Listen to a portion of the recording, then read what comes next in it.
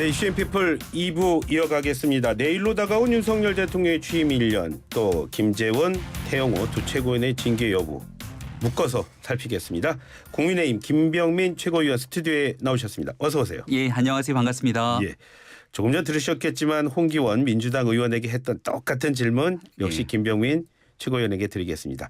윤석열 대통령 지난 1년 간단하게 총평해 주시죠. 예, 한 줄로 정리를 하면 예. 국민의 상식에 입각해서 국익을 다졌던 실용의 1년이다 이렇게 정리를 하겠습니다. 예. 우리 대통령실에 보면 이 국정 운영의 4대 원칙이 있는데요. 예. 이제 국익과 실용 그리고 예. 공정과 상식이라고 하는 키워드를 갖고 있습니다. 예. 지금 있는 말씀드렸던 내용들을 좀 종합해 보면 예.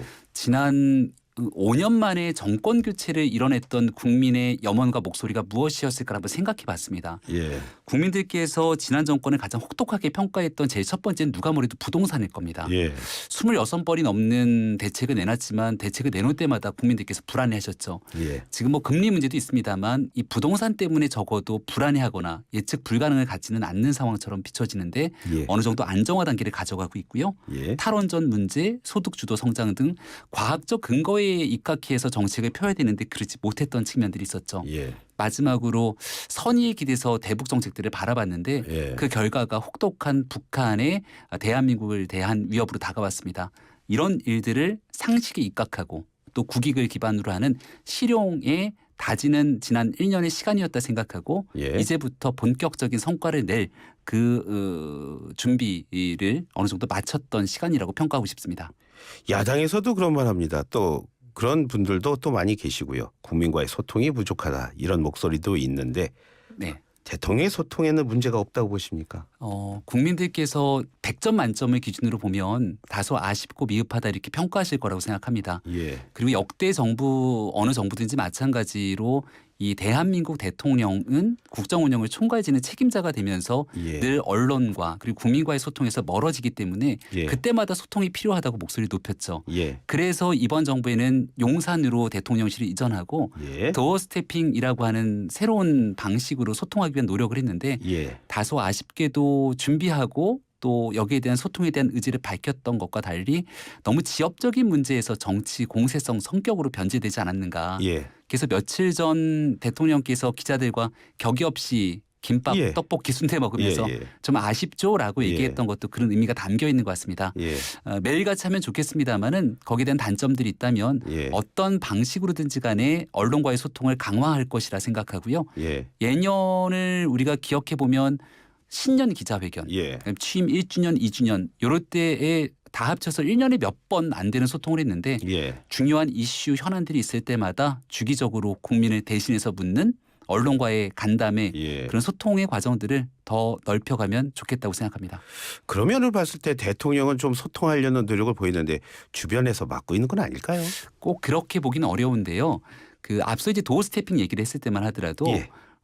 선의에 대한 장점이 분명히 있을 건데 예. 항상 이 제도가 이렇게 도입됐을 때 나타나는 부작용들도 있지 않습니까? 예.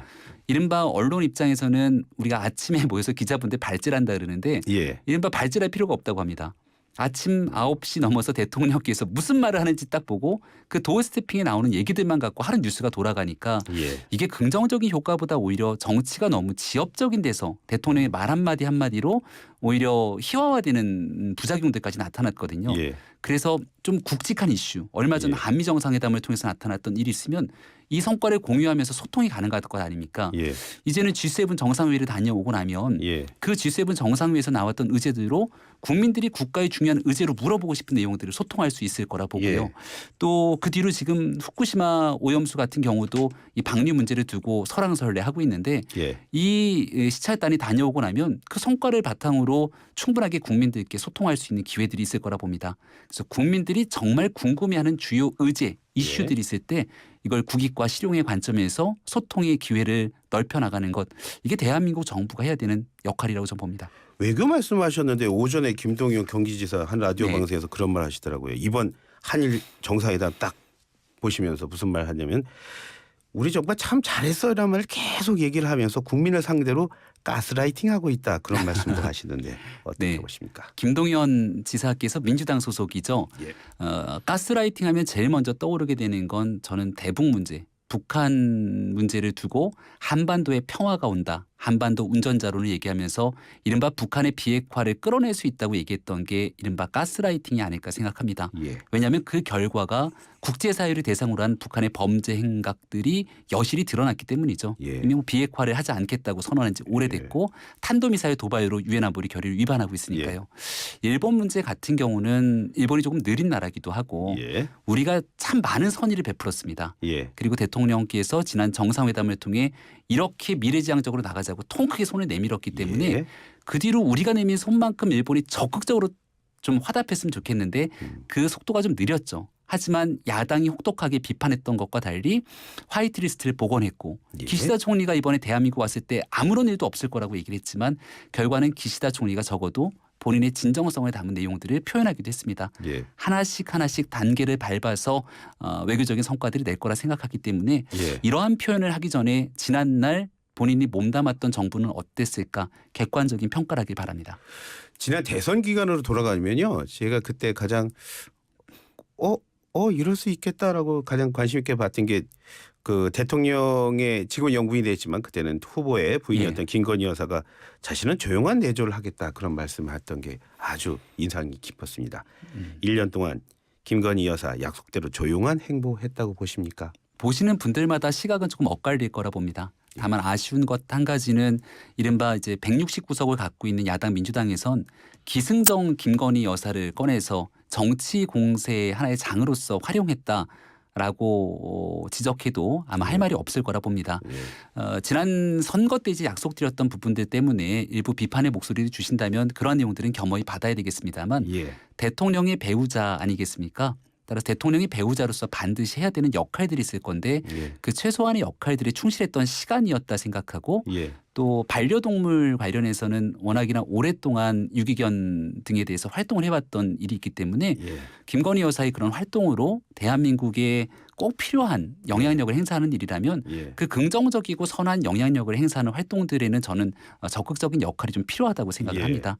하지만 과할 정도로 대통령 배우자의 역할들을 벗어나는 일들은 없었다고 판단하기 때문에 예. 주어진 직분에 충실해서 조용한 내조를 하기 위한 나름대로의 노력을 했다고 생각합니다. 김건희 여사의 내조는 윤석열 대통령의 1년에 큰 도움이 됐다는 말씀이신가요? 그러면?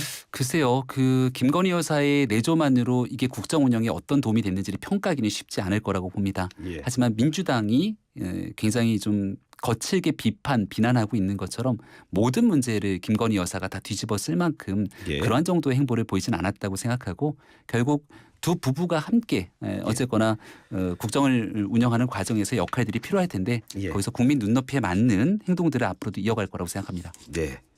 이제 당 얘기 좀 하겠습니다. 예. 국민의힘이 태영호, 김재원 두 최고위원에 대해서 또 최고위원이시니까 좀 말씀하시 좀 곤란할 것 같은데 예. 결론 내리지 못했습니다. 자, 신중함을 넘어서요. 유권자들의 여론 제대로 읽지 못하는 건 아닐까요? 네, 저는 국민의힘이 꽤 용기를 내고 있는 선택을 하고 있다고 말씀을 꼭 드리고 싶습니다. 자꾸 이제 상대 정당 얘기를 하냐고 하지만 정치는 이른바 그 상대적인 평가도 중요하다고 판단되기 때문에 예. 이른바 양당 속에서 큰 169석을 갖고 있는 민주당이 어떻게 행동하느냐도 늘 설명을 드리려고 하는데요. 지금 양당 구도니까요. 네, 예. 민주당이 갖고 있는 돈봉투 의혹부터 많은 일들이 나왔을 때 최근에 윤리심판원을 가동해서 이러한 의원들에 대한 강력한 징계하는 것 보지 못했습니다. 예. 최강욱 의원의 이 이른바 성희롱성 발언으로 6개월 당원권 정지를 내렸지만 그 예. 또한 재심으로 들어가고서 하세호를 평가를 하지 않고 있습니다. 예. 저희 당의 김재원 최고위원, 태용호 최고위원 등 여러 논란들이 컸는데 예. 이 부분에 대해서 윤리위원회가 즉각적인 활동을 추진하기 시작했고요. 예. 또 태용호 최고위원 같은 경우는 녹취록이 나오면서 예. 이른바 국민들로부터 싸늘한 평가를 받자 김기현 당대표가 직접 나서서 예. 이미 징계 절차가 진행되고 있는데 이 건도 같이 병합해서 심사하라 이렇게 얘기를 하기도 합니다. 예. 그래서 첫 번째 이 해당 당사자들한테 소명을 들었던 것이 어제 저녁에 있었던 예. 일이고요. 소명을 듣자마자 바로 정리를 하면 징계 수위를 결정하면 또 속도감이 있고 좋을지 모르겠는데 예. 아마 추가적인 자료 보완이 필요하다고 요구했던 적이 있던 것 같습니다. 예. 그 부분을 보고 수요일에 징계 수위를 결정해서 마무리 짓겠다고 한 만큼 저는 꽤 속도감 있게 이를 추진하고 매듭 짓고 있는 상황이라고 생각합니다. 윤리위가 고민이 많을 수밖에 없어요. 여러 가지 건으로요. 네. 그렇게 된다면 윤리위 또 당의 부담을 덜어주기 위해서는 두 최고께서 사퇴하는 게 도움되는 거 아닙니까? 이거는 뭐 전적으로 두 최고위원들의 선택과 판단의 영역이기 때문에 예. 동료 최고위원으로 있고 또 지도부에 있는 제가 얘기하기는 쉽지 않은 측면이 있다고 생각합니다. 그러면 이렇게 질문해 드릴까요? 그러니까 지금 그 윤리위에서 나오는 어떤 흘러나오고 있는 사퇴 요구가 잘못된 건가요? 아니면은 두 최고가 그 요구에 비해서도 좀 고집을 부린다고 보십니까? 어떻게 보십니까? 이렇게 보시면 어떨까요? 예. 그 이른바 정치인의 말과 행동이 예. 징계를 받을 만큼 잘못했는가 예. 이거로도 평가할 수 있습니다. 예. 하지만 우리 당의 당원 당규에 따라 윤리위원회 규정을 보면 예. 말과 행동으로 인하여 당에 심각한 영향을 미치게 됐을 때 윤리위에 징계를 하게 돼 있죠. 예. 그러니까 말과 행동 이후에 나타났던 그 후과라고 얘기를 하죠. 예. 여기에 대한 결과로서 당에 미친 행동들이 컸다면 예. 이들이 추가적인 선택을 함으로 인해서 당이 미치게 되는 정무적 판단들이 조금 다르게 인식이 되게 된다면 예. 그 또한 윤리의 판단에 영향을 미칠 수는 있는 것이겠죠. 예. 그래서 이 정치적인 활동이기 때문에 법과 예. 원칙, 규범처럼 모든 것들을 자에 떨어지게 만들기는 어려울 겁니다. 예. 윤리위원회도 그 두 분의 행동이 당에 참 심각한 위해를 끼쳤기 때문에 강하게 징계를 내릴 수도 있을 것인데 예. 만약에 정치적으로 무거운 책임감을 지고 반성의 자세를 보이거나 했을 때 예. 윤리위원들의 판단에도 또 다른 영향을 미칠 수 있는 것 아닌가 뭐 예. 이런 해석이 가능할 것 같다고 생각합니다. 대통령 질문하고 또 당 얘기해서 좀 시원하게 말씀을 하실 수 있도록 질문 이거 드리겠습니다. 민주당 얘기 좀 드리겠습니다. 더불어민주당 김남국 의원 코인 논란에 대해서 네. 김채국께서는 지금 김 의원이 지금 뭐를 잘못하고 있다 아니면 뭐를 잘 대응하고 있다 어떤 식으로 보십니까? 일단 첫 번째로 적반하장식 대응이 국민들께 큰 실망을 끼치고 있다고 생각합니다. 예. 김남국 의원은 이제 젊은 청년 정치인, 특히 민주당을 대표하는 정치인 중에 한 명이지 않습니까? 예. 또 청렴하고 청빈의 정치인처럼 살아왔다고 많이들 생각하고 있었던 인물이기 때문에 충격이 적지 않았을 것 같습니다. 예.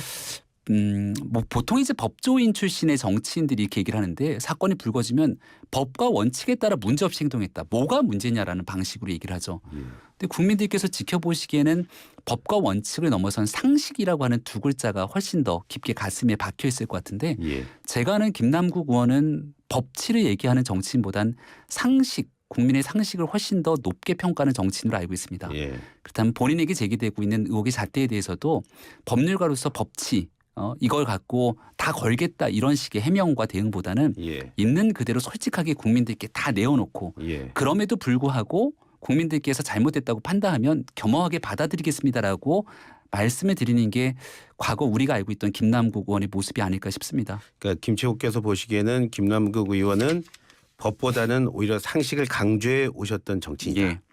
그렇기 때문에 지금 있는 해명들은 상식에도 어긋나 있고 또 법률적인 근거로 본인이 해명을 해야 되는데 지금 나와 있는 해명만으로도 그 돈들이 공직자로서 재산신고를 매년 하지 않습니까? 예. 그 재산신고했던 내용들이 주식을 팔아서 예금이 증가한 것과 예. 코인 투자됐던 금액과 또 당에 해명했다는 내용들과 이 모든 것들이 다 합치가 안 되고 있거든요. 예. 그럼 설명이 잘 안 되고 있기 때문에 김남국 의원이 더 깔끔하게 해명하는 일은 본인이 코인 투자를 해왔던 전체 거래 내역들을 깔끔하게 공개를 하면 될 일이라고 봅니다. 예. 근데 그렇게 행동을 잘 하지 않으면서 투명하게 거래했기 때문에 나는 문제가 없다고 하는데 한 가지 이 지점에서 제가 김남국 의원께 꼭 말씀드리고 싶은 건 예.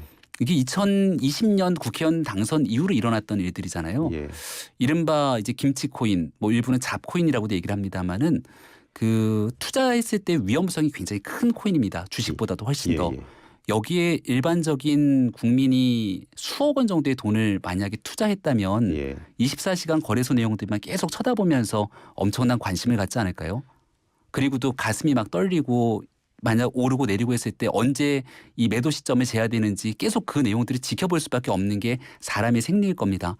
김남국 의원이 코인에 대해서 꽤 관심도 많이 갖고 가상화폐의 전문가라면 내가 수억 원의 베팅해서 내 재산을 어떻게 증식시킬지를 고민하는 게 아니라 이 가상화폐가 제도적으로 대한민국에 보완되어 있지 않기 때문에 수많은 피해자들이 양산될 수 있다면 예. 거기에 대한 법적 제도적 보완하는 게 국회의원의 역할이고 예. 그러라고 김남국 의원을 뽑아준 겁니다. 예. 하지만 여기에 대해서 본인의 이해충돌에 해당되는 법안을 발의하고 예. 혜택을 입는가 하면 이러한 제도에 본인이 역할을 다하는 것이 아니라 예. 60억 최대치긴 합니다만 예. 사람들 입이 쩍 벌어질 정도의 돈 수익률을 거두게 되는 국회의원의 모습을 봤으니 예. 김남국 의원이 지금까지 보여줬던 행동은 더불어민주당뿐 아니라 예. 대한민국 국회의원에 대한 국민적 평가를 바닥으로 떨어지게 만들었다는 점에서 저는 매우 심각한 일이 아닐 수 없다 생각합니다. 네. 오늘 말씀은 여기까지 듣겠습니다. 지금까지 김병민 국민의힘 최고위원이었습니다. 고맙습니다. 네, 고맙습니다.